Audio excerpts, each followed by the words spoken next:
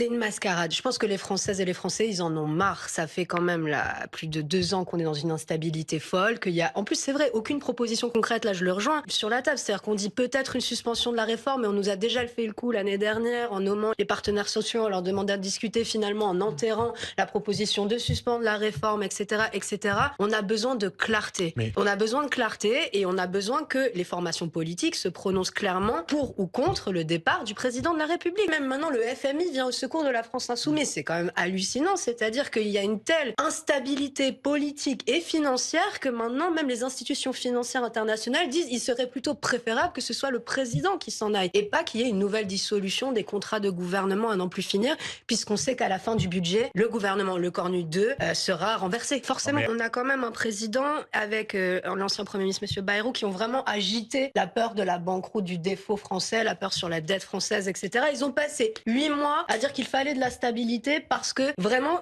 on ne pouvait pas faire autrement. Macron, en avril dernier, il s'est engagé devant des investisseurs étrangers à être le garant de la stabilité. Que pensez-vous de ce revirement? C'est-à-dire que maintenant, pour sauver sa propre tête, il est prêt à redissoudre alors qu'on sait qu'il est vraiment très mais probable avant qu'il n'ait ça, on est toujours pas de censé avoir majorité.